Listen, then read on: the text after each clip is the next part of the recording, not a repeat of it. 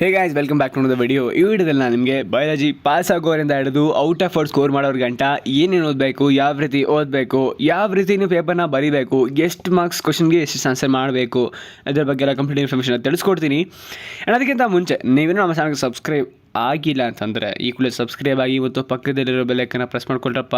ತುಂಬ ಕಷ್ಟಪಡ್ತೀವಿ ವೀಡಿಯೋ ಮಾಡೋದಕ್ಕೆ, ಬಿಕಾಸ್ ಇಷ್ಟೆಲ್ಲ ರಿಸೋರ್ಸ್ನ ಕಲೆಕ್ಟ್ ಮಾಡಬೇಕು, ವೀಡಿಯೋಸ್ನ ಎಕ್ಸ್ಪ್ಲೇನ್ ಮಾಡಬೇಕು. ಸೊ ಇದೆಲ್ಲ ಮಾಡ್ತೀನಿ. ಸಬ್ಸ್ಕ್ರೈಬ್ ಆಗ್ದೇ ವಿಡಿಯೋ ನೋಡ್ಕೊಂಡು ಹೊಂಟೋಗ್ಬಿಡ್ತೀರಾ, ಬೇಜಾರಾಗಲ್ಲ. ನಮಗೆ ಸಬ್ಸ್ಕ್ರೈಬ್ ಮಾಡಿ ಇಟ್ಕೊಳ್ಳಿ, ತುಂಬ ಹೆಲ್ಪ್ ಆಗುತ್ತೆ. ಹತ್ತಿರ 10,000 ಜನ ನನ್ನ ಚಾನಲ್ನ ಬೆನಿಫಿಟ್ಸ್ ತೊಗೊಂಡಿದ್ದಾರೆ ಹೋದ ವರ್ಷ. ಆ್ಯಂಡ್ ಬಿಲೀವ್ ಮೀ, ನಿಮಗೂ ನೀವು ಕಾಲೇಜ್ ಸೇರ್ಕೊಳ್ಳೋ ಗಂಟಾನು ನಿಮ್ಮ ಜೊತೆ ಇರುತ್ತೆ ವಿಡಿಯೋ. ಈ ಚಾನಲ್ ಇದ್ದೇ ಇರುತ್ತೆ ನಿಮ್ಮ ಜೊತೆ, ಆಯಿತಾ? ಹೆಲ್ಪ್ ಮಾಡ್ತೀವಿ, ತುಂಬ ಹೆಲ್ಪ್ ಮಾಡ್ತೀವಿ, ಆಯಿತಾ? ಅದು ಬಿಟ್ಬಿಟ್ಟು ಈಗ ವಿಡಿಯೋ ಡೈರೆಕ್ಟಾಗಿ ಬಂದುಬೇಡ. ಈಗ ಈ ವಿಡಿಯೋದಲ್ಲಿ ಏನೇನು ಹೇಳ್ತೀನಿ ಅಂತಂದರೆ, ಈಗ ಫಾರ್ ಎಕ್ಸಾಂಪಲ್ ನೀವು ಪಾಸ್ ಆಗಬೇಕು ಅಂತ ಅಂದ್ಕೊಳ್ಳಿ. ನಿಮ್ಗೆ ಎಷ್ಟು ಮಾರ್ಕ್ಸ್ ಬೇಕು, ಏನು PDF ಓದಬೇಕು ನೀವು, ಅದು ಫಸ್ಟು. ಈಗ ಅದ್ರ ಬಗ್ಗೆನೇ ಮಾತಾಡೋಣ. ನೆಕ್ಸ್ಟು ಸ್ಕೋರ್ ಮಾಡೋಣ. ಆಮೇಲೆ ಪೇಪರ್ ಯಾವ ರೀತಿ, ಈಗ ಪೇಪರ್ ಯಾವ ರೀತಿ ಬರೀದು ಅಂತ ಹೇಳ್ಬಿಡ್ತೀನಿ first. Because this is important, ಆಯಿತಾ? ಯಾರೇ ಆಗಿರಲಿ, ನೀವು ಈಗ ಪಾಸ್ ಆಗಬೇಕು ಅಂತಿದ್ರು, ಅಕಸ್ಮಾತ್ ಒಳ್ಳೆ ಸ್ಕೋರ್ ಮಾಡಬೇಕು ಅಂತಿದ್ರು, ಈ ಒಂದು ಕ್ರೈಟೀರಿಯಾ ನಿಮ್ಗೆ ಬಂದೇ ಬರುತ್ತೆ. ಬಿಕಾಸ್ ಪೇಪರ್ನ ರೆಪ್ರೆಸೆಂಟ್ ಮಾಡೋದು ತುಂಬ ಇಂಪಾರ್ಟೆಂಟ್. ಈಗ ನಿಮ್ಮ ಹ್ಯಾಂಡ್ ರೈಟಿಂಗ್ ಚೆನ್ನಾಗಿತ್ತು, ನಿಮಗೆಲ್ಲ ಸ್ಕಿಲ್ ಇತ್ತು ಪೇಪರ್ ರೆಪ್ರೆಸೆಂಟ್ ಮಾಡೋಕ್ಕೆ, ಬರೀತೀರಾ. ಅಕಸ್ಮಾತ್ ನಿಮ್ಮ ಹ್ಯಾಂಡ್ ರೈಟಿಂಗ್ ಸ್ವಲ್ಪ ಚೆನ್ನಾಗಿದೆ, ನೀವು ಎಕ್ಸಾಮ್ ಫಿಯರ್ಗೆ ಹ್ಯಾಂಡ್ ರೈಟಿಂಗ್ ಏನೋ ಗಜಿಬಿಜಿ ಆಗಿಬಿಡುತ್ತೆ, ಫಾಸ್ಟಾಗಿ ಬರೀಬೇಕಂತ ಅನಿಸುತ್ತೆ, ಅವಾಗೆಲ್ಲ ಎಡ್ವರ್ಟ್ ಆಗಿಬಿಡುತ್ತೆ. ಅವಾಗ ಏನು ಮಾಡಬೇಕು ಹೇಳ್ಕೊಡ್ತೀನಿ ನೋಡಿ. ಇವಾಗ ನಿಮ್ಮ ಹ್ಯಾಂಡ್ ರೈಟಿಂಗ್ ಚೆನ್ನಾಗಿಲ್ಲೇ ಇರಲಿ, ಪೇಪರ್ನ ರೆಪ್ರೆಸೆಂಟ್ ಮಾಡೋದು ತುಂಬ ಇಂಪಾರ್ಟೆಂಟ್, ಆಯಿತಾ? ನೀವು ತಲೆ ಕೆಡಿಸ್ಕೊಂಬಿಡಿ. ನೀವು ಎಷ್ಟು ಅಡಿಷನಲ್ ಶೀಟ್ಗಳಿದ್ರು ಕೊಡ್ತಾರೆ ಅವರು, ನಿಮ್ಗೆ ಯಾವುದೇ ರೀತಿ ಕನ್ಸ್ಟೆನ್ಸ್ ಮಾಡೋದಿಲ್ಲ. ಅಲ್ಲಿರೋ ಅಡಿಷನಲ್ ಶೀಟಲ್ಲಿ ನಿಮ್ಗೆ ಒಬ್ಬರಿಗೆ ಆಗುತ್ತಾ, ಕೊಡ್ತಾರೆ, ತರಿಸ್ತಾರೆ. ಬಾಕಿ ಆಯಿತಾ? ನಿಧಾನಕ್ಕೆ ಬರೀರಿ, ಆಯಿತಾ? ಪೇಜ್ ಕಡೆ ತುಂಬಿಸೋಗೋಗ್ಬೇಡಿ. ನಾನು ಹೇಳಿದೆ ಅಂತ ಅಂದ್ಬಿಟ್ಟು ಇವಾಗ ದಿಸ್ ಇಸ್ ಇಂಪಾರ್ಟೆಂಟ್. ಈ ಥರ ನಾನು ಈಗ ಏನು ಹೇಳ್ದೆ ಇದಕ್ಕಿಂತ ಮುಂಚೆ, ಅದು ನೀವು ಮಾಡಿ ಅಂತ ಹೇಳ್ತಾರ, ಮಾಡಬೇಡಿ ಅಂತ ಹೇಳ್ತಾರೆ. ಅದು ಬಿಕಾಸ್ ಪೇಪರ್ನ ನೀಟಾಗಿ ಎಷ್ಟು ಜಾಗ ಇದೆಯೋ ಅಷ್ಟು ಜಾಗದಲ್ಲಿ ಬರೆದು ಮುಗಿಸಿದ್ರೆ ತುಂಬ ಖುಷಿಯಾಗುತ್ತೆ ಯಾರಿಗೆ ಪೇಪರ್ ಕರೆಕ್ಷನ್ ಮಾಡೋರಿಗೆ. ಬಿಕಾಸ್ ಅಷ್ಟೊಂದು ಏನು ಪೇಪರ್ ಇರೋದಿಲ್ಲ ಅವರಿಗೆ. ಪೇಪರ್ ಕರೆಕ್ಷನ್ ಮಾಡೋದಕ್ಕೆ ಒಂದು ಪೇಪರ್ಗೆ ಒಂದಿಷ್ಟು ದುಡ್ಡು ಅಂತಿರುತ್ತೆ ಅಂತಂದ್ಬಿಟ್ಟು ಎಷ್ಟು ಶೀಟ್ ಅಂತ ಕರೆಕ್ಷನ್ ಮಾಡ್ಕೊಂಡು ಓದ್ಕೋತಾರೆ ಅವರು, ಅಲ್ವಾ? ಸೊ ಅವ್ರಿಗೆ ಫ್ರಸ್ಟ್ರೇಷನ್ ಕೊಡಬಾರ್ದು ನೀವು ಫಸ್ಟು, ಇದು ತಲೆಯಲ್ಲಿರ್ಬೇಕು, ಆಯಿತಾ? ಸೊ ಮಿನಿಮಮ್ ಆಗಿ ಎಷ್ಟು ಬರೀಬಹುದು ಅದನ್ನು ಬರೀರಿ. ಆ್ಯಂಡ್ ಬರೆಯೋದು ಯಾವ ರೀತಿ, ಈಗ ಫಾರ್ ಎಕ್ಸಾಂಪಲ್ 1 ವರ್ಡ್ ಕ್ವಶನ್ ಇರುತ್ತೆ. ಫಾರ್ ಇಸ್ ರಿಪ್ರೊಡಕ್ಷನ್ ಇರುತ್ತೆ ಅಂತ ಅಂದ್ಕೊಳ್ಳಿ. ರಿಪ್ರೊಡಕ್ಷನ್ ಇಸ್ ವಾಟ್ ಅಂತ ಬರೀಬೇಕಾಗುತ್ತೆ ನಿಧಾನಕ್ಕೆ. ನೀವು ಸಣ್ಣ ಪುಟ್ಟ ಒಂದು ವರ್ಡಲ್ಲಿ ಬರೀಬೇಕಾಗುತ್ತೆ. ಅದ್ಬಿಟ್ಟು reproduction is this, reproduction was those organisms and the product is this. ಇವೆಲ್ಲ ಬರೆಯೋ ಅವಶ್ಯಕತೆ ಇಲ್ಲ. 1 ವರ್ಡ್ಗೆ ಇಸ್ಬೇಕು ಅಷ್ಟು, 2 ವರ್ಡ್ಸ್ಗೆ ಇಸ್ಬೇಕು ಅಷ್ಟು, 5 ಮಾರ್ಕ್ಸ್ ಇಸ್ಬೇಕು ಅಷ್ಟು ಬರೀಬೇಕಾಗುತ್ತೆ ನೀವು. ಈ ಥರ ಆಯಿತಾ? ನೋಡ್ಕೊಳ್ಳಿ ಅಲ್ಲೇ ಏನೇನು ಕನ್ಸಿಡೆನ್ಸ್ ಇರುತ್ತೆ ಅಂತ. ಅಕಸ್ಮಾತ್ ನಿಮ್ಗೆ ಗೊತ್ತಾಗಲಿಲ್ವಾ, ಇಲ್ಲಿ ಸ್ಕೀಮ್ ಆಫ್ ಎವ್ಯಾಲ್ಯೂಯೇಷನ್ ಇದೆ, ಎಲ್ಲಿ ಈ ಒಂದು PDF ಸ್ಕೀಮ್ ಆಫ್ ಎವ್ಯಾಲ್ಯೂಯೇಷನ್ ಇದೆ. ಸ್ಕೀಮ್ ಆಫ್ ಎವ್ಯಾಲ್ಯೂಯೇಷನ್ ನೋಡಿದ್ರೆ ನಿಮಗೆ ಗೊತ್ತಾಗ್ಬಿಡುತ್ತೆ, ಆಯಿತಾ? ಇದಾಗಿತ್ತು. ಆ್ಯಂಡ್ ಪೇಪರ್ನ ಯಾವ ರೀತಿ ಬರೆಯೋದು, ರೆಪ್ರೆಸೆಂಟ್ ಮಾಡೋದು ಅಂತಂದರೆ, ಎಲ್ಲ ಒಂದು ಕ್ವಶನ್ಗೆ ಒಂದೊಂದು ಅಥವಾ ಎರಡೆರಡು ರಿಲೇಟೆಡ್ ವರ್ಡ್ಸ್ ಇರುತ್ತೆ. ಅವರು ಆ ವರ್ಡ್ಸನ್ನು ಎಕ್ಸ್ಪೆಕ್ಟ್ ಮಾಡ್ತಾನೆ ಇರ್ತಾರೆ. ಆ ವರ್ಡ್ಸನ್ನು ಅಂಡರ್ಲೈನ್ ಮಾಡೋದನ್ನು ಮಿಸ್ ಮಾಡಬೇಡಿ. ಬಿಕಾಸ್ ಅಂಡರ್ಲೈನ್ ಮಾಡೋದ್ರಿಂದ ಅವ್ರಿಗೆ ಕೆಲಸ ಸ್ವಲ್ಪ ಕಡಿಮೆ ಆಗುತ್ತೆ. ಸೊ ಈ ಹುಡುಗ ಏನೋ ಬರ್ತಿದ್ದಾನೆ, ನೀಟಾಗಿ ಬರ್ತಿದ್ದಾನೆ, ಅವ್ನು ಬರೆದಿರೋ ಪಾಯಿಂಟ್ಸನ್ನು ಅಂಡರ್ಲೈನ್ ಮಾಡಿದ್ದಾನೆ ಅಂತ ಅನ್ಕೊತಾರೆ. ಅಕಸ್ಮಾತ್ ನೀವು ಅಂಡರ್ಲೈನ್ ಮಾಡ್ದೇ ಪ್ಯಾರಾಗ್ರಾಫ್ ಕಟ್ಲೆ ಆನ್ಸರ್ನ ಬರ್ಕೊಂಡು ಹೋಗಿದ್ರೆ, ಇವನೇನಪ್ಪ ಯಾರನ್ನ ನಾನು ಹುಡುಕ್ತಾರೋ ವರ್ಡ್ ಸಿಗ್ತಾನೆ ಇಲ್ಲ, ಇಲ್ಲಿ ಇಷ್ಟೊಂದು ಬರ್ತಿದ್ದಾನೆ, ಸೊ ಇವನಿಗೆ ನಾಲೆಜ್ ಇಲ್ವೇನೋ ಅಂತಂದ್ಬಿಟ್ಟು ಕಡಿಮೆ ಮಾರ್ಕ್ಸ್ ಕೊಟ್ಬಿಟ್ಟು ಮುಂದೆ ಹೋಗ್ತಾ ಇರ್ತಾರೆ. ಅಷ್ಟೊಂದು ಪೇಷನ್ಸ್ ಇರೋದಿಲ್ಲ ನಿಮ್ಮ ಆನ್ಸರ್ನ ಪೂರ್ತಿಯಾಗಿ ಓದುವಷ್ಟು, ಆಯಿತಾ? ಸೊ ಅದಕ್ಕೋಸ್ಕರ ಅಂಡರ್ಲೈನ್ ಮಾಡಿರಿ ಇಂಪಾರ್ಟೆಂಟ್ ವರ್ಡ್ಸ್ಗಳನ್ನು, ಸೊ ದ್ಯಾಟ್ ಅವರ ಕಣ್ಣು ಅಲ್ಲಿ ಹೋಗುತ್ತೆ, ಪಟ್ ಅಂತ ನಿಮಗೆ ಮಾರ್ಕ್ಸ್ ಕೊಡ್ತಾ ಹೋಗ್ತಾರೆ. ಈಗ ಪಾಸ್ ಆಗೋರಿಗೆ ಬರ್ತಾರೆ. ಪಾಸ್ ಆಗೋರಿಗೆ ನೋಡಪ್ಪ, ಇಲ್ಲಿ 1, 2, 3 ಮೂರನೇ ರೋವಲ್ಲಿ ಹಿಂಗೆ ಇಟ್ಕೊಂಡ್ರೆ, ಸೈಡಾಗಿ ಇಟ್ಕೊಂಡ್ರೆ ಬಾಯಲ್ಲಿ ಪಾಸಿಂಗ್ ಪ್ಯಾಕೇಜ್ ಅಂತ ಒಂದು PDF ಅಪ್ಲೋಡ್ ಮಾಡಿದ್ದೀನಿ. ಈ PDFನ ಕ್ಲಿಕ್ ಮಾಡಿದ ತಕ್ಷಣ ಟಕ್ಕಂತ PDF ಓಪನ್ ಆಗುತ್ತೆ. ಟೋಟಲ್ 62 ಪೇಜಸ್ ಇದೆ, ಎಲ್ಲನೂ ಓದಲೇಬೇಕು. 1 ಮಾರ್ಕ್ಸಿಂದ ಹಿಡಿದು 2 ಮಾರ್ಕ್ಸು ಅಥವಾ 5 ಮಾರ್ಕ್ಸ್ ನಿಮ್ಗೆ ಯಾವ್ದಾದ್ರು ಕ್ವಶನ್ ಇಂಪಾರ್ಟೆಂಟ್ ಅಂತ ಅನಿಸುತ್ತೋ ಎಲ್ಲ ಕ್ವಶನು ಇದರಲ್ಲಿ ಫ್ರೀ ಮಾಡಿದ್ದಾರೆ, ಆಯಿತಾ? ತುಂಬ ಇಂಪಾರ್ಟೆಂಟು, ಓದಲೇಬೇಕು ನೀವು. ಆ್ಯಂಡ್ ಬಯಾಲಜಿ ಓದಿದಷ್ಟು ನಿಮ್ಗೆ ಕಷ್ಟ ಆಗೋದಿಲ್ಲ, ಬಿಕಾಸ್ ಎಲ್ಲ ಜನರಲ್ ಟರ್ಮ್ಸೇ.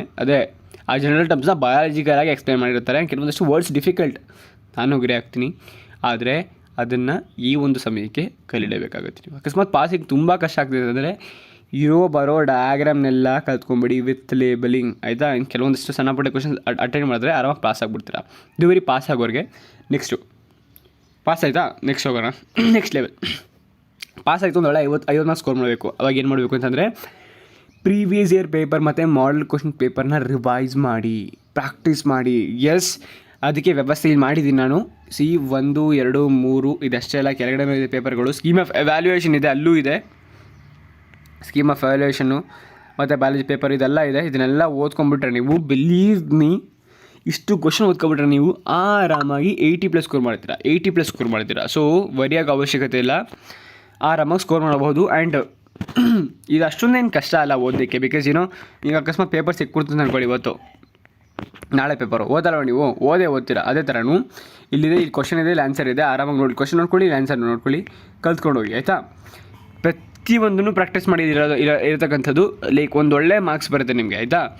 ಸೊ ಇದೆಷ್ಟಾಗಿತ್ತು ಇದು. ಆ್ಯಂಡ್ ನಿಮಗೆ ಒಳ್ಳೆ ಔಟ್ ಆಫ್ ಔಟ್ ಸ್ಕೋರ್ ಮಾಡಬೇಕಾ, ಔಟ್ ಆಫ್ ಔಟ್ ಸ್ಕೋರ್ ಮಾಡಬೇಕು ಅಂತ ಇರೋರು ನಿಮ್ಮ ಪ್ರಿಪರೇಟರಲ್ಲಿ ಆಗಿರ್ಬೋದು, ಮಿಡ್ ಟರ್ಮಲ್ಲಿ ಆಗಿರ್ಬೋದು ಒಳ್ಳೆ ಸ್ಕೋರ್ ಮಾಡಿರ್ತೀರ ಅಂತ ಅನ್ಕೋತೀನಿ. ಆ್ಯಂಡ್ ನಿಮಗೆ ಹೋಪ್ಸ್ ಇರುತ್ತೆ ನಿಮ್ಮ ಕಾಲೇಜವ್ರ ಮೇಲೆ, ಲೈಕ್ ಅಲ್ಲ ನಿಮ್ಮ ಕಾಲೇಜವ್ರಿಗೆ ನಿಮ್ಮ ಮೇಲೆ ಹೋಪ್ಸ್ ಇರುತ್ತೆ, ಲೈಕ್ ಈ ಹುಡುಗ ಒಳ್ಳೆ ಮಾರ್ಕ್ಸ್ ತೆಗಿಬೋದು, ಈ ಹುಡುಗಿ ಒಳ್ಳೆ ಮಾರ್ಕ್ಸ್ ತೆಗಿಬೋದು ಅಂತ ಅಂದ್ಬಿಟ್ಟು.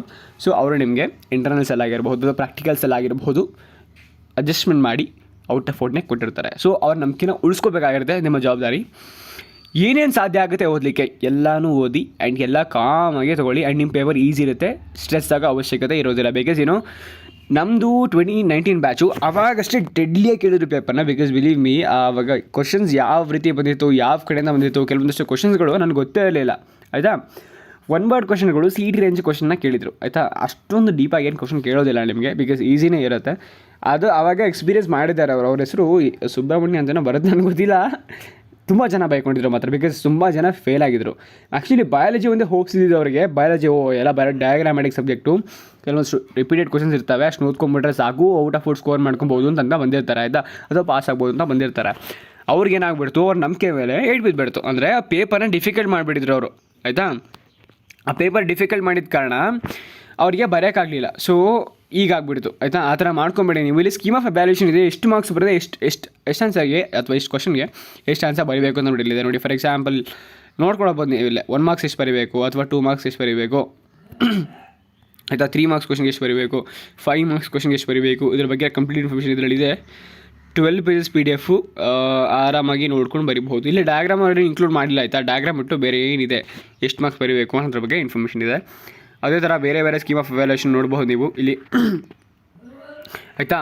ಈ ಸ್ಕೀಮ್ ಆಫ್ ವ್ಯಾಲ್ಯೂಷನ್ನ ನೋಡೋದ್ರ ಮುಖಾಂತರ ನಿಮಗೆ ತಿಳಿದು ಬರುತ್ತೆ, ಲೈಕ್ ಏನೇನು ಓದಬೇಕು, ಎಷ್ಟೆಷ್ಟು ಮಾರ್ಕ್ಸ್ಗೆ ಅಂತ ಅಂದ್ಬಿಟ್ಟು ಆಯಿತಾ. ಇದು ನೋಡಿ, ಇದು ಕರೆಕ್ಟಾಗಿದೆ PDF. ಈ PDF ನೋಡೋದ್ರ ಮುಖಾಂತರ ನಿಮ್ಗೆ ಗೊತ್ತಾಗ್ಬಿಡುತ್ತೆ ಯಾವ್ಯಾವ ಕ್ವಶನ್ಗೆ ಎಷ್ಟು ಆನ್ಸರ್ ಬರಬೇಕು ಅಂತ ಅಂದ್ಬಿಟ್ಟು. ಈ ಥರ ಪ್ರಾಕ್ಟೀಸ್ ಮಾಡಬೇಕಾಗುತ್ತೆ. ಇಲ್ಲಿರೋ ಪೇಪರ್ನೆಲ್ಲ ಪ್ರಾಕ್ಟೀಸ್ ಮಾಡ್ರಪ್ಪ ಸಾಕು, ಒಂದು ಒಳ್ಳೆ ಮಾರ್ಕ್ಸ್ ಬಂದೇ ಬರುತ್ತೆ. 80+ ಅಂತ ಆರಾಮಾಗಿ ಸ್ಕೋರ್ ಮಾಡ್ಕೋತಾರೆ ನೀವು ನಿಮ್ಮ ಫೈನಲ್ ಮಾರ್ಕ್ಸಲ್ಲಿ. ಸೊ ಇದು ತುಂಬ ನೆಸಸರಿ. ಬಿಕಾಸ್ ಕೆಲವೊಂದಷ್ಟು ಜನ ಇದು 70% ಜನಕ್ಕೆ ನೆಸಸರಿ ಇರೋದಿಲ್ಲ. ಬಿಕಾಸ್ ಎಲ್ಲರೂ ಟೆಕ್ನಿಕಲ್ ಸೆಕ್ಟರ್ಗೆ ಹೋಗ್ತಾರೆ, I mean to say that engineering ಹೋಗ್ತಾರೆ. ಆ್ಯಂಡ್ ಬಾಕಿ ಜನ ಏನಿರ್ತಾರೆ ನೀವೆಲ್ಲ ಬಯಾಲಜಿ ಸೆಕ್ಟರ್ ಅಥವಾ BScಗೆ ಹೋಗುವಂಥದ್ದು. ಸೊ ಬಯಾಲಜಿನ ಚೆನ್ನಾಗಿ ಓದ್ಕೊಳ್ಳೇಬೇಕು, ಚೆನ್ನಾಗಿ ಓದ್ಕೋತಿರುತ್ತೆ ಅನ್ಕೋತೀನಿ. So this all about this video. Thanks for watching. Happy learning. ಏನಾದರೂ ಡೌಟ್ಸ್ ಇದ್ದರೆ ಕೆಳಗಡೆ ಕಾಮೆಂಟ್ ಸೆಕ್ಷನ್ ತಿಳಿಸಿ. ಆ್ಯಂಡ್ ಇದು ಏನಾದರೂ ಮಾತಾಡಬೇಕು ಅಂತಂದರೆ ಇನ್ಸ್ಟಾಗ್ರಾಮಲ್ಲಿ DM ಮಾಡಬಹುದು. ನನ್ನ ಇನ್ಸ್ಟಾಗ್ರಾಮ್ ಅಕೌಂಟ್ ಲಿಂಕ್ ಡಿಸ್ಕ್ರಿಪ್ಷನಲ್ಲಿ ಕೊಟ್ಟಿರ್ತೀನಿ. Thanks for watching. Happy learning.